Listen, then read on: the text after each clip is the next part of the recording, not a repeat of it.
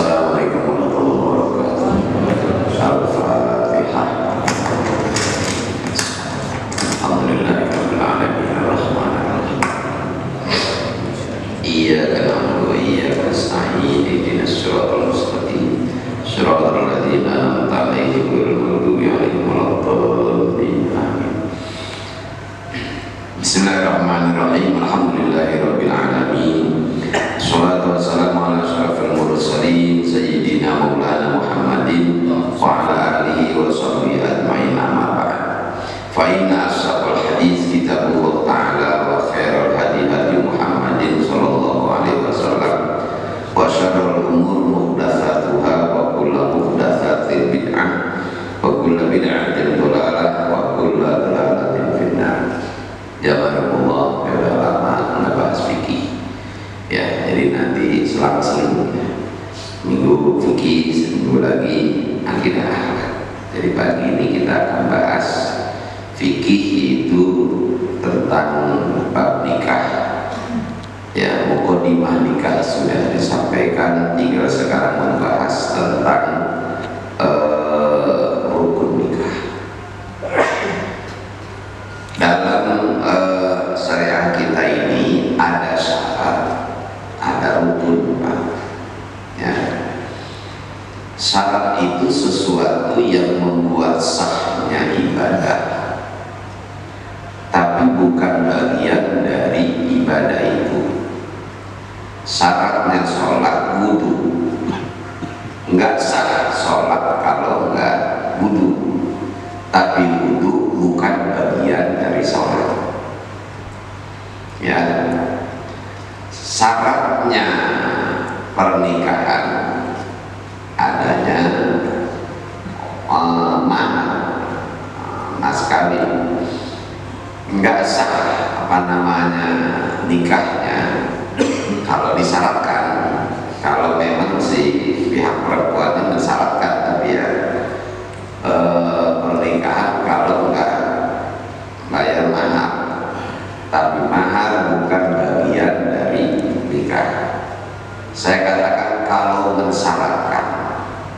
Kalau tidak mensyaratkan, relasi wanita itu dinikahi tanpa mahar, tanpa mas kawin, apa-apa.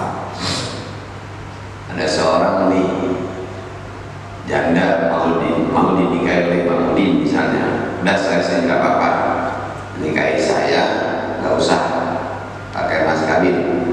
Nah, nggak apa-apa, sah kemarin, karena si perempuannya tidak minta mahar. Nah, kalau rukun sesuatu yang membuat sahnya ibadah dan termasuk bagian dari ibadah itu sendiri. Rukunnya sholat adalah takbiratul ihram, salah satunya. Enggak sah itu sholat kalau enggak ada takbiratul ihram. Dan takbiratul ihram itu bagian dari sholat. Nah, ini bedanya syarat dengan rukun. Nah, ini kita bahas rukunnya nikah, antara lain adalah adanya saksi. Itu. Maka tidak sah pernikahan kalau tidak pakai saksi. Dan kesaksian dalam akad nikah itu bagian dari akad nikah. Qala al-Muzani rahimahullah ta'ala wa rawa Syafi'i an al-Hasan anin Nabi sallallahu alaihi wasallam qala la nikaha illa biwaliyin wa syahidai adlin. Wa rawahu ghairu Syafi'i an Imran bin Husain anin Nabi sallallahu alaihi wasallam. Berkata Imam Muzani rahimahullah, Imam Syafi'i meriwayatkan dari Al-Hasan dari Nabi sallallahu alaihi wasallam, beliau bersabda, tidak ada nikah kecuali dengan wali dan dua orang saksi. Selain Imam Syafi'i juga meriwayatkan hadis ini dari Imran bin Husain dari Nabi sallallahu alaihi wasallam. Jadi rukun nikah itu ada 4, ya, atau 5. 1, adanya 2 orang saksi.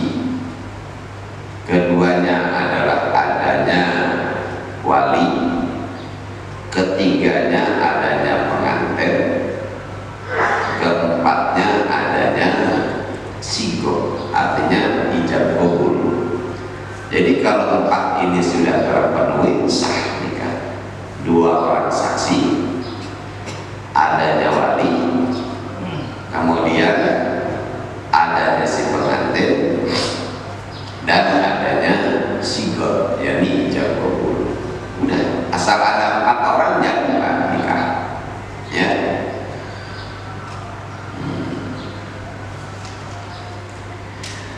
Qala al-Mawardi wa hadha sahihun asy-syahadah fin nikah wajibah.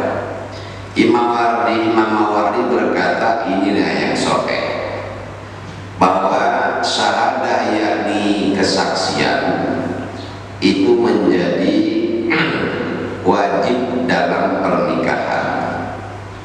Wa qala Daud ghairu wajibah, tapi Daud Ad-Dhahiri mengatakan bahwa saksi itu tidak wajib. Nah, dia jadi ulama yang beda pendapat mengatakan bahwa saksi itu tidak perlu, yang penting ada wali dan pengantin. Jadi cuma berdua saja. Saya mau menikah dengan anaknya Pak Udin, asal Pak Udin dengan saya sudah selesai, sudah jadi.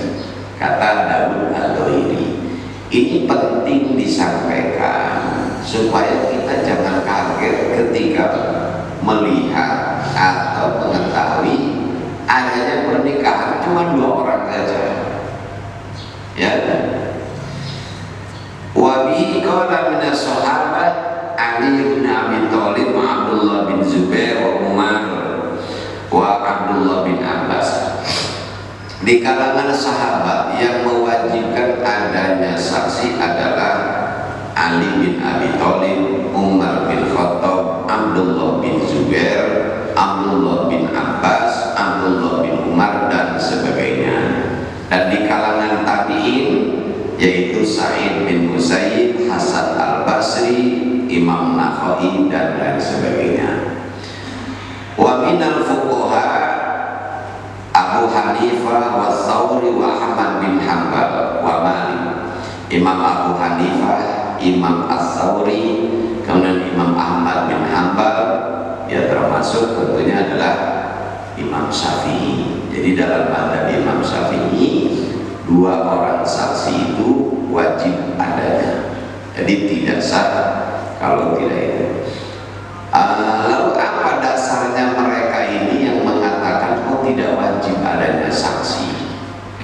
Jamaah Allah, annal uquda nau'ani, uqud itu yakni transaksi atau akad itu ada dua. Ada yang pertama aqdun ala ainin, satu adalah akad atas satu benda.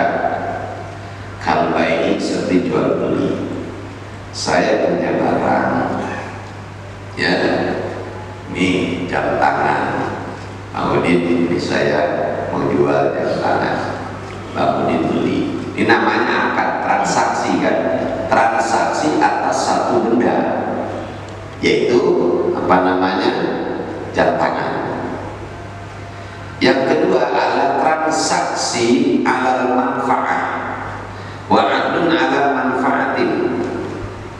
Saya lagi bangun rumah, ya, lagi bangun rumah, saya minta Bang Udin yang mengerjakan. Nah ini namanya transaksi atau akad atas satu manfaat, bukan benda, tapi kan tenaga beliau, ya, tenaga beliau yang apa namanya diminta oleh saya. Nah tenaga kan nggak ada barangnya ya Barulah, tapi manfaat. Nah transaksi ini, akad yang kedua ini namanya akad atas satu manfaat. Jadi yang namanya akad dan transaksi cuma ada dua, itu cuma ada dua, termasuk juga pernikahan. Maka kata Abu Darda itu begini, coba apakah orang kalau jual beli perlu saksi nggak? Saya jual jam tangan, perlukah mendatangkan saksi bahwa saya menjual jam tangan? Kan tidak, Pak. ya, tidak wajib mendatangkan saksi. Begitu juga ijarah. Ya, saya minta seseorang untuk membangun rumah saya, bikinin rumah, nggak perlu membawa saksi dulu bahwa saya minta kepada si fulan mengerjakan rumah saya, ya, dengan bayaran setiap harinya adalah sekian, tidak perlu. Nah, karena itulah, ya, kedua-duanya ini walaya sarti syahadah syaratan fi wahidin minhuma fakana nikah mulhaq bi ahadihima. Nah, kedua akad ini tidak dibutuhkan adanya saksi. Nah, demikian juga dengan pernikahan, kata Abu Dawud Al-Dhahiri. Jelas saya, itu alasannya kenapa Abu Dawud mengatakan bahwa nikah itu nggak perlu ada namanya saksi. Bukan berarti nggak boleh ada saksi, tetapi tidak mewajibkan adanya saksi, itu maksudnya. Wadaliluna, sekarang dalilnya apa namanya, kita, ya, yakni mazhab Syafi'i, marwahul Hasan an Imran bin Husain anin Nabi sallallahu alaihi wasallam annahu qala, yaitu hadis yang diriwayatkan oleh Hasan dari Imran bin Husain anin Nabi sallallahu alaihi wasallam, beliau bersabda, la nikaha illa biwaliyin, tidak ada nikah kecuali dengan adanya wali, wasyahidaini, dan 2 orang saksi. Ini jelas Rasulullah mengatakan demikian. Berarti akad dalam nikah ini tidak disamakan dengan akad yang tadi, akad dalam jual beli maupun akad di dalam masalah ijarah dan sebagainya. Warawa bin Mas'ud an Anas an Nabi sallallahu alaihi wasallam annahu qala nikaha illa biwaliin wa syahidaini.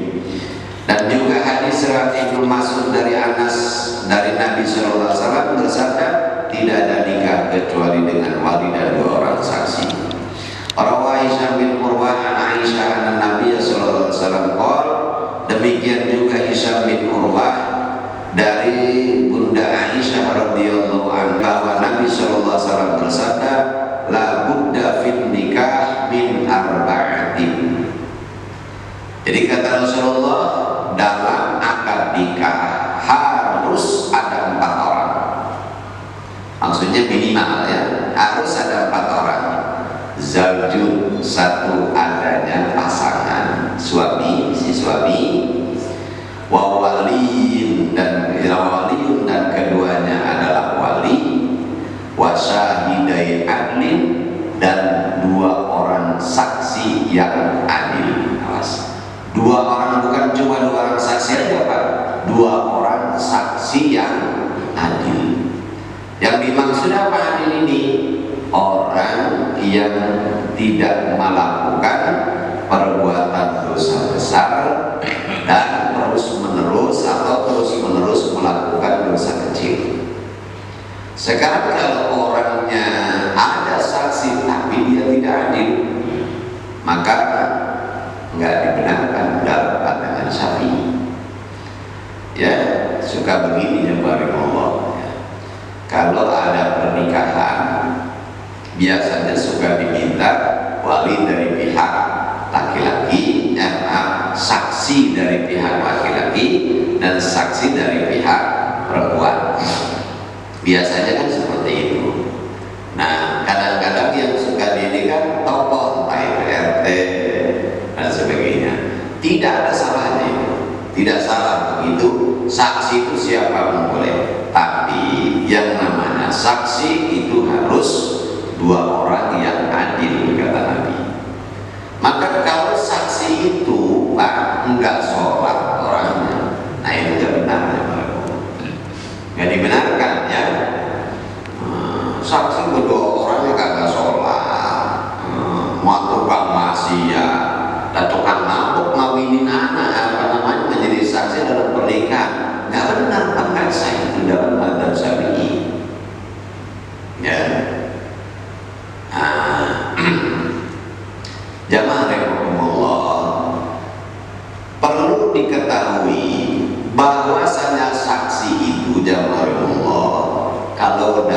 pernikahan kita ada dua, ada saksi yang namanya tercatat dalam apa namanya Departemen Agama, ya. Ada saksi yang tidak tercatat. Nih yang dimaksud saksi di sini semua yang hadir yang menyaksikan pernikahan, itu yang dimaksud dengan saksi di sini. Maka umpamanya sekarang dalam pernikahan ada dua orang saksi, dua-duanya nih kagak beres semua, orang nggak pada sholat semuanya dijadikan saksi. Tapi yang hadir banyak Pak, ada ustaz, ada kiai, ada yang nggak jadi masalah, sah. Karena yang menjadi sah, menentukan sahnya tidak kesaksian bukan dua orang ini Pak, tapi yang hadir. Oleh sebab itulah makanya pernikahan jangan ngumpet-ngumpet Pak menikah. Iya kalau saksinya benar, kalau enggak ya itu begitu.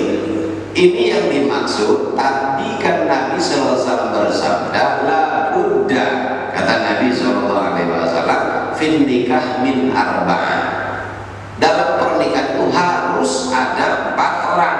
Maka kalau sekarang cuma 4 orang saja, ya 2 orangnya itu kan saksi, dan saksinya ini orang kagak sembahyang, maka tidak sah pernikahannya gitu. Tapi kalau yang hadir banyak, nah itu yang menjadi saksi tentunya adalah bukan cuma yang tercatat namanya ya oleh petugas ini dari kawan, tapi semua yang hadir. Nah, kemudian jamaah rahimakumullah, Nabi Shallallahu Alaihi Wasallam itu pernah begini, bahwa beliau ini bertanya kepada seseorang, ya, mau katanya saya nikahkan kamu, ya, dengan Aminah binti Rabi'ah. Lalu saudara sahabat itu mengatakan, mau Rasulullah, baik, dinikahkan oleh Rasulullah SAW, ya, dan itu walam yashhad, tidak disaksikan. Begitu juga Sayyidina Umar, Sayyidina Ali ketika menikahkan sahabat Umar bin Khattab radhiyallahu anhu, ya, dengan putrinya. Sahabat Umar itu adalah mertuanya 4 orang khalifah ini Pak, Abu Bakar, Umar, Utsman, Ali-nya. Abu Bakar dan Umar itu adalah mertuanya Rasulullah, ya, karena Rasulullah menikah dengan Aisyah binti Abu Bakar, Rasulullah menikah dengan Hafsah binti Umar, jadi mertua Rasulullah. Utsman dan Ali radhiyallahu anhuma itu menantunya Rasulullah. Nah, sahabat Umar itu, Sayyidina Ali menikah dengan Fatimah, punya anak perempuan namanya Ummi Kulsum, ya, sama dengan bibinya. Nah, sahabat Umar itu menikah dengan putranya Sayyidina Ali. Jadi sahabat Umar itu mertuanya Rasul, sahabat Umar juga adalah cucu mantu Rasulullah, gitu ya. Nah, ini ketika Sayyidina Ali menikahkan sahabat Umar bin Khattab radhiyallahu anhu dengan putrinya yaitu Ummi Kulsum, itu tidak disaksikan. Itu jelas hadisnya Pak, ya, semua para kiai sudah memahami masalah ini, mengetahuinya. Nah, bagaimana itu, ya, bagaimana ini dengan pernikahannya itu? Padahal di satu sisi Rasulullah SAW menyebutkan dalam pernikahan itu harus ada 4 orang, di antaranya 2 orang saksi. Tapi ketika Rasulullah menikahkan seorang sahabat dengan Aminah binti Rabi'ah, itu lam yushhad, tidak disaksikan. Demikian juga dengan Sayyidina Ali. Nah, jawabannya, yang dimaksud Rasulullah tidak menikahkan tadi itu tidak disaksikan, bukan tidak ada saksi, karena namanya majelis Rasulullah SAW tidak pernah sepi dari 2 orang ke atas. Ketika melakukan apapun juga mesti Rasulullah, di samping Rasulullah ada orang lain. Nah, demikian juga dengan Ali bin Abi Thalib. Di awal saya sudah katakan, di antara sahabat yang mewajibkan adanya saksi dalam pernikahan adalah Ali bin Abi Thalib, Umar bin Khattab. Tadi kan di awal saya sudah katakan. Dan pernah ada kejadian, yaitu pernikahan tanpa adanya wali. Ketika didengar ini oleh Sayyidina Umar kemudian merusak karena walinya cuma 1 orang waktu itu ya, walinya cuma 1 orang. Maka pernikahan itu dibatalkan oleh sahabat Umar bin Khattab. Jadi kalau ada saja walinya yang sudah dibatalkan, apalagi tanpa ada wali sama sekali, tentu sahabat Umar adalah tidak akan mengakuinya. Tapi bagaimana kalau beliau ketika menikah tidak disaksikan? Nah, yang dimaksud adalah Nabi SAW tidak minta kesaksian kepada yang hadir. Ya, misalnya saksikan oleh kalian semua, saya menikahkan lelaki ini dengan Fatimah binti Rabi'ah. Enggak ngomong begitu. Kayak begini aja nih, jamaah Allah. Saya misalnya dengan Bang Udin, ya, saya mau menikahi putrinya. Jadi enggak mendatangkan 2 orang untuk menyaksikan, tapi ini pada hadir orang tersebut. Langsung aja saya dengan Bang Udin, saya nikahkan, saya kawinkan saudara dengan putri kandung saya dengan mas sekian tunai, lalu diterima, saya terima, ya. Nah itu begitu pernikahannya di zaman Nabi Shallallahu Alaihi Wasallam.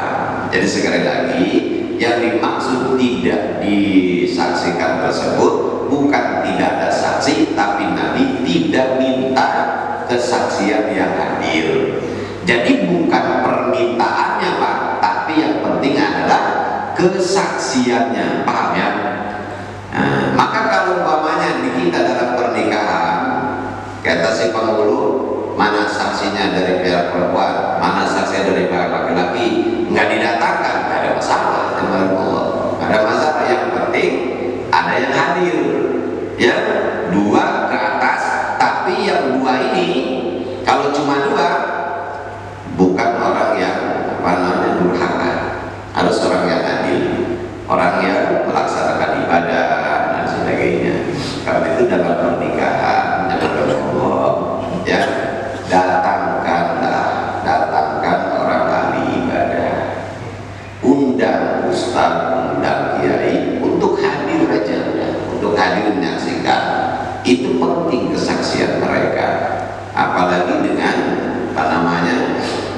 dengan hadirnya orang-orang seperti itu, ya, kan turunnya rahmat Allah Subhanahu wa Ta'ala. Nah, di kita ini memang banyak sekali jamaah Allah hal-hal yang membuat susah, ya, kayak model dalam hijab qabul, ya. Yang namanya hijab qabul itu antara hijab dengan qabul itu harus nyambung. Misalnya saya terima nikahnya, di kalimat saya terima nikahnya itu nggak boleh ada jeda sedikit pun. Begitu tunai harus langsung dijawab. Kalau dia batuk dulu harus diulang lagi dari awal. Padahal yang nggak begitu ya, malah sepanjang masih dalam satu majlis, ya, itu belum bisa. Jadi kalau bapaknya si wali mengatakan saya nikahkan saudara kepada putri kandung saya dengan mas kawin sekian tunai, lalu kemudian mau jawab batuk, si pengantin keluar dulu merubah, lalu disuruh ngomong saya terima, jadi jamaah Allah, ya, ya, coba di kita kira-kira gitu disahkan nggak? Nggak apa disahkan Pak. Bahkan Imam Ghazali mengatakan sunnah membaca bismillah dan sholawat. Imam Ghazali mengatakan, jadi begitu kata si pihak perempuan mengatakan tunai bismillahirrahmanirrahim, Allahumma sholli ala sayyidina Muhammad, saya terima, gitu, ya. Jadi mengucap saya terima itu saja udah sah. Enggak harus saya terima nikahnya dan kawinnya, ya Fatimah binti Anu dengan mas kawin sekian tunai, dan kalimat itu juga nggak boleh tersendat-sendat. Nggak ada begitu Pak. Kalau tersendat-sendat nggak boleh, gimana dengan orang gagap? Nggak bisa kawin nantinya orang gagap. Orang gagap nggak bisa kawin nantinya Pak, ya. Diminta jadi saksi, ya gimana? Sah, kamu udah sah aja jemaah Allah, ya. Ya, tapi ngomong begitu juga pakai aturan ilmu jemaah Allah, ya. Baik, nah itulah mengenai dua orang saksi. Selanjutnya, apabila sekarang tidak dihadiri oleh dua orang saksi, itulah yang di dalam istilah agama disebut dengan nikah sir. Dan Nabi Sallallahu Alaihi Wasallam naha an nikah sirri, ya. Karena Rasulullah Sallallahu Alaihi Wasallam alinu hadan nikah wadribu alaihi bidu, iklankan, ya. Jadi beritahukanlah pernikahan ini. Maka kata Nabi jangan sembunyi-sembunyi, ya. Beritahukan, undang beberapa tetangga agar mereka tahu kalau ya anak kita atau kita ini menikah, sehingga kalau kita berjalan dengannya nggak ada menimbulkan fitnah gitu. Saya mau menikah dengan Allah, undang tetangga-tetangga supaya tahu kalau saya itu nanti jalan dengan perempuan itu, yaitu istrinya. Jangan sampai menimbulkan, oh Ustaz boncengan sama perempuan loh, gitu ya. Nah itu namanya jadi timbul fitnah. Ya sebenarnya tidak wajib memberitahunya jemaah Allah, tapi dalam rangka menjaga kemungkinan terjadinya fitnah. Nah ini, karena itu diberitahukan. Wadribu ala bidub, dan juga pukulah katanya rebana. Maksudnya apa? Ada hiburan jemaah Allah, ya. Boleh makanya rebana. Wa Nabi sallallahu alaihi wasallam an nikah sirri, dan Nabi melarang nikah sirri. Nikah sirri itu kalau yang umumnya kita ketahui adalah nikah yang tidak melalui Departemen Agama kan, ya, KUA, ya, nikah di rumah nggak pakai itu namanya nikah sirri. Itu tidak demikian. Yang dimaksud sebenarnya dengan nikah sirri adalah nikah yang tidak ada saksi, itu namanya nikah sirri. Ya kalau umpamanya nggak lewat KUA, ya ada saksi, ada wali, itu ya nikah biasa aja, bukan nikah sirri. Cuma kita menganggap, ya, atau yang dimaklumi kita nikah sirri itu yaitu nggak lewat namanya KUA. Ya, jadi ada keliru penyebutan, ya. Saya ini kan termasuk orang yang nggak setuju Pak, ya, yang nggak setuju nikah yang kita umumnya nikah sirri, ya nikah lewat, nggak dicatat, nggak diakui oleh negara, ya, di rumah aja. Saya termasuk orang yang nggak setuju, bukan mengatakan nggak sah Pak, ya, ya nggak setuju gitu. Kenapa jamaah Allah saya termasuk nggak setuju? Karena padahal di zaman Nabi kan nggak ada KUA jamaah Allah, ya, nggak ada di zaman Nabi, zaman sahabat gitu. Karena itu maka bukan disebut nikah sirri lagi, ya. Nah di zaman sekarang ini beda Pak. Kita ini kalau umpamanya nanti anak kita mau sekolah, syaratnya kan harus punya akte. Syarat pembuatan akte itu harus ada surat nikah. Nggak ada surat nikah nggak bisa. Nah nggak ada surat akte, berarti anak kita nggak sekolah, susah nantinya Pak anak kita sekolahnya. Itu satu. Yang kemudian yang kedua, ya Allah, dalam pernikahan itu, ya mungkin saja nanti si suaminya itu meninggal, ya, dan itu sudah pasti namanya orang akan meninggal, ya. Kalau seorang punya istri lebih dari satu meninggal, yang agama dan negara, yang satu hanya diakui oleh agama, tidak oleh negara. Maka dalam pernikahan ini ya orang kalau meninggal kan ada warisan, ya, harta warisan. Maka bagaimana istri yang kedua yang tidak lewat pemerintah itu dia akan menerimanya kalau istri yang pertama dia ini tidak mengakui bahwa dia sebagai istri, nggak dapat warisan nantinya. Dia nuntut ke pengadilan, ya, pengadilan akan bertanya, apa buktinya kalau anda itu nikah dengan almarhum, mana buktinya, surat nikahnya? Oh pak, saya nikah nggak ke pengadilan, ke KUA, nikah siri, nggak bakalan diterima daripada waktu pengadilan. Kenapa? Buktinya nggak ada. Bisa jadi orang ini ngaku-ngaku. Ini bikin susah ya baru. Itu saja saya ini. Jadi bukan saya tidak mengatakan tidak sah, tidak Pak.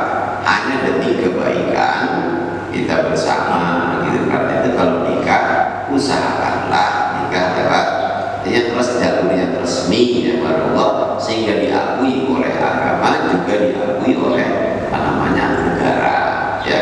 Nanti kedepannya, Fa'idha sabata wujudu syahada fin nikah wa anna syartun fi sihhatihi fala yan'aqidu illa bi syahidain wa la yan'aqidu bi syahidin wa imra'atain.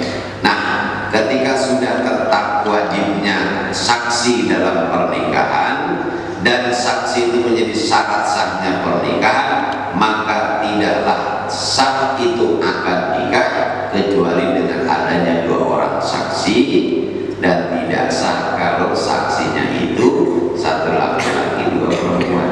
Nggak bisa berubah dalam pernikahan. Kalau dalam masalah lain, ya, fa'illam wa'illam yakuna rajulaini farajulun wa imra'atani.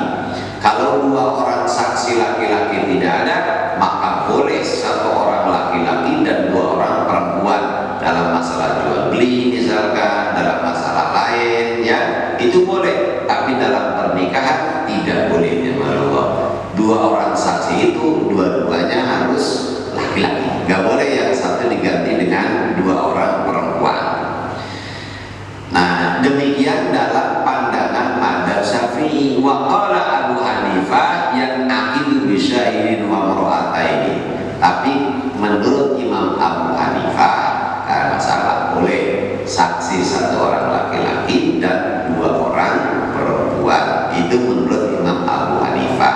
Dasarnya Imam Abu Hanifah surat Al-Baqarah 282, fa illam yakuna rajulaini farajulun wa imra'atani.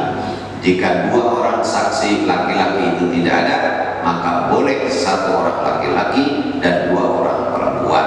Walaupun ini konteksnya bukan dalam masalah pernikahan, tapi enggak jadi masalah kata Imam Abu Hanifah, boleh. Ini masalahnya saksi ya, dalam masalah kesaksian. Lanjutnya jamaah Allah yang berikutnya adalah wali.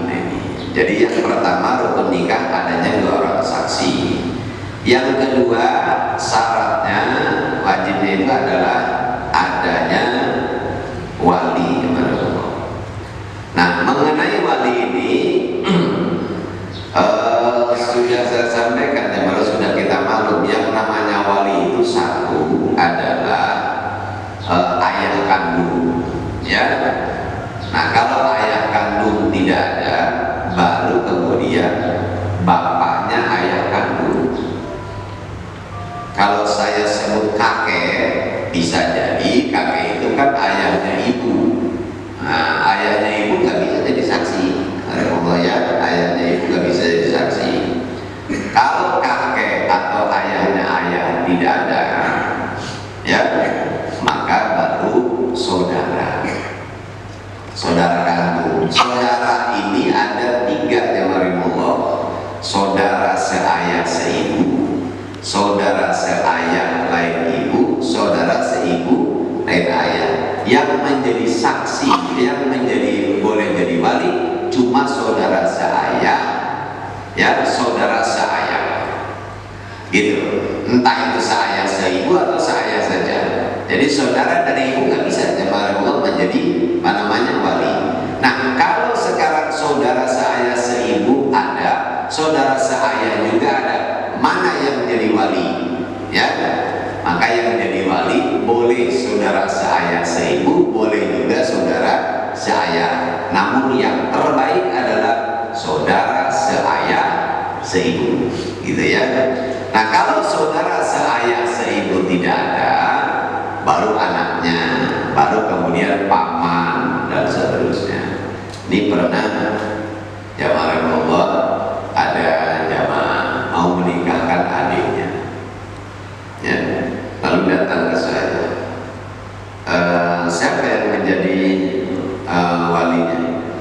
Mamang saya, katanya Ustaz. Paman ente? Iya. Ini yang menikahkan adik ente? Iya, katanya Ustaz. Lah kalau adik ente yang menikah, kenapa paman ente yang menjadi wali? Yang jadi wali ente dong. Nah, saya kan belum nikah Ustaz, gitu ya. Saya belum nikah, abang ini belum nikah Pak. Loh, siapa yang mensyaratkan wali itu harus sudah nikah? Nggak ada syaratnya itu, ya. Yang ada adalah walinya ini mursyid. Di antara mursyid itu udah balik. Lah kamu kan udah balik, ya. Kenapa paman? Ya saya juga nggak enak Pak Ustaz, dan mamang juga bikin ngomong begitu. Lu kan belum kawin katanya, ya. Jadi mamang nggak bisa, saya nggak mau hadir kalau mamang ente punya sikap. Kenapa? Karena kalau saya hadir berarti saya ridho dengan kemungkaran yang terjadi. Saya tidak akan hadir. Waduh, katanya. Jadi gimana? Ya harus kamu dong menjadi saksi. Apa nggak ada jalan keluar Pak Ustaz? Ya ada jalan keluarnya. Kamu mewakilkan kepada fulan. Nah kalau mewakilkan itu lain, gitu. Jadi kamu wakilkan kepada mamang kamu. Tetapi mamang kamu itu, ya, di situ sebagai wakil bukan sebagai wali. Maka dalam menikahkannya nanti saya nikahkan keponakan saya kepada saudara, ya, yang walinya telah bertaukil wali kepada saya. Itu nggak boleh saya nikahkan, saya kawinkan kamu dengan ponakan saya dengan mas kawin sekian tunai, nggak bisa Pak ngomongnya begitu. Karena itu namanya dia berstatus sebagai wakil, beda sama Allah, ya. Boleh sama halnya dengan ijab. Pak Udin, saya mau menikah, ya. Karena ada tugas, saya harus pergi saat ijab kabul, maka saya mewakilkan ke Pak Udin. Pak Udin tolong wakilin saya untuk ijab, untuk kabul. Maka Pak Udin nanti mengatakan, saya terima nikahnya dan kawinnya untuk saudara saya Ahmad Jazuli, gitu, untuk saudara saya, ya. Iya, jangan saya terima nikahnya kawinnya dengan hasil sekian tunai. Nah enak banget dia jadi suaminya Pak, gitu ya. Nggak bisa begitu, jadi wakil. Makanya lihat kalau kira-kira cakep, pura-pura gitu ya jemaah Allah. Ya. Nah ingat jemaah Allah, wali ini kata Rasulullah SAW, waliul mursyid, walinya mursyid, gitu. Syaratnya di sini, kalau tadi saksi syaratnya harus merdeka, Islam dan balik. Lah ini wali ini syaratnya harus mursyid jamaah Allah. Apa itu di sini mursyid ini? Ya, ya bukan orang ahlul maksiyah jamaah Allah. Ya, maka kalau bapaknya di kampung kelahiran ibu saya Pak, itu kalau pernikahan yang menjadi walinya itu mesti kiai di sana. Jadi masyarakat sini itu kalau menikah putrinya mewakilkan kepada kiai untuk untuk ijab, untuk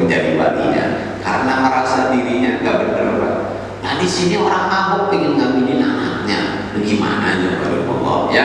Ini dalam adab sapi. So Nabi mengatakan bahwa wali mursidin dan wali yang mursid. Begitu.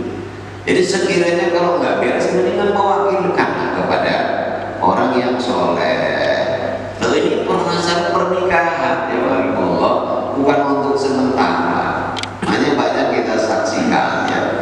Nah, jadi apa saya di Jakarta, kata saya, oh iya ya, kalau di Jakarta yang menikahkan semua walinya semuanya gitu. Semua yang kayak semua yang wali-wali gitu kan, Allah. Nah, saya makanya ingat ketika pernikahan Anissa putrinya Ustaz Miftah, itu kan yang menikahkannya Habib Ansyah Al-Jufri kalau tidak salah.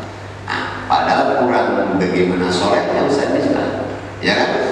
Tapi beliau mewakilkan kepada Habib Syekh Al-Jufri. Nah, kalau saja masyarakat ini ngerti ya marah isyarat yang disampaikan oleh beliau, ya tuh, kalau orang sekelas beliau saja masih mewakilkan, nah gimana dengan kita ya marah gitu ya. Nah, saya tidak mengatakan nih Bang Udin, Bang Abidin wakilkan, ya nggak begitu ya mau, saya nggak mengatakan begitu ya.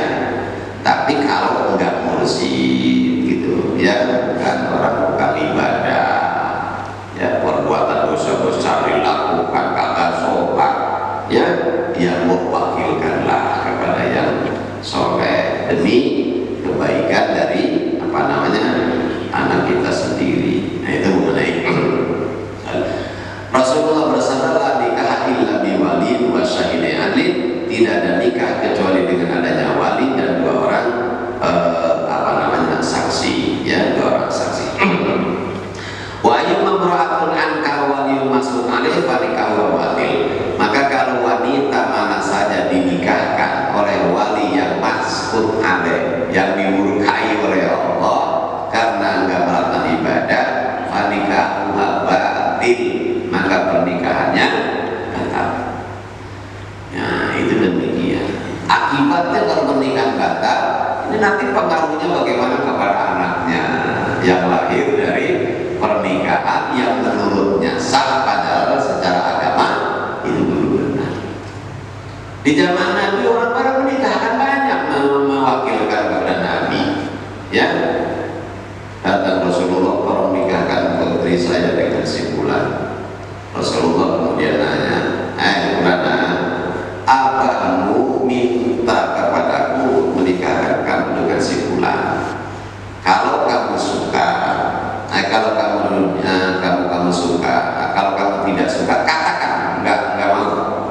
Tapi kalau kamu diam, maka diam itu berarti menunjukkan kamu mau.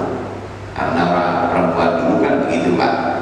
Anak perempuan dulu ditanya, neng mau nggak Pak? Dia diam aja Pak kalau mau.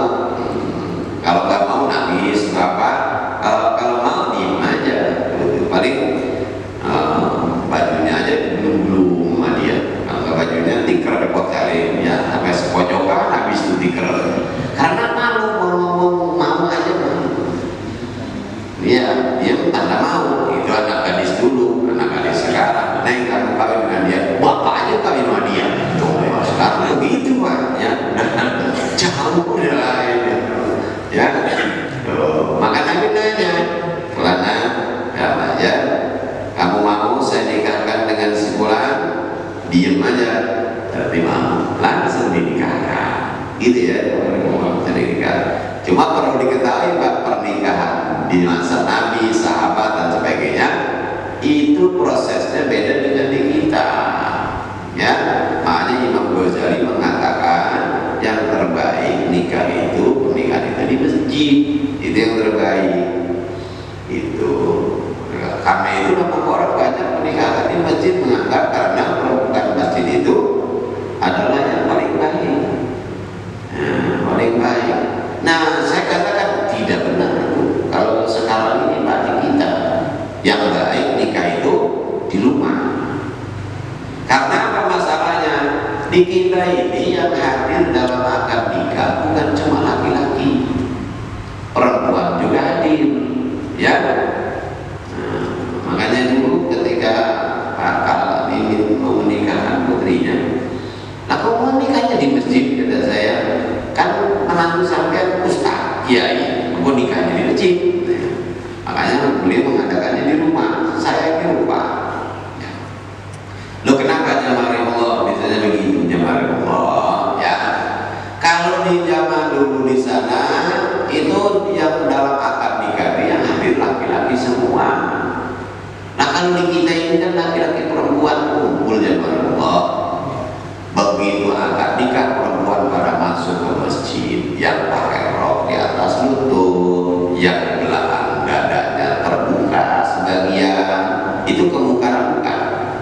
kemungkaran. Nah, perempuan baru begitu masuk ke dalam masjid.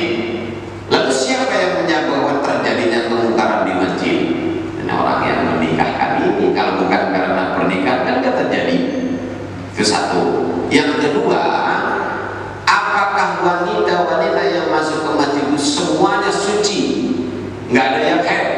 Nah, padahal wanita yang haid itu haram jamaah Allah dia di masjid. Nah, mereka pada masuk jamaah karena ingin menyaksikan itu. Siapa yang menyebabkan terjadinya kemungkaran? Yang kedua, orang yang mengadakan pernikahan. Ini masalahnya jamaah Allah. Nah, kalau laki-laki semua tetap sampai sekarang yang terbaik di masjid. Bisa nggak kita begitu? Ya. Ini yang harus kita perhatikan ya Allah. Jangan melihat sunnahnya di tempat yang terbaik, tapi kita tidak lihat bagaimana budaya kita dan bagaimana budaya mereka. Ini yang harus diperhatikan. Semoga Allah Subhanahu wa taala panjangkan umur kita dalam keadaan. Allah bimbing hati kita ke jalan yang diridhoi dan dicintainya. Ala bidzikri tatma'innul qulub. La ilaha illallah Muhammadur Rasulullah. La ilaha illallah Muhammadur Rasulullah. La ilaha illallah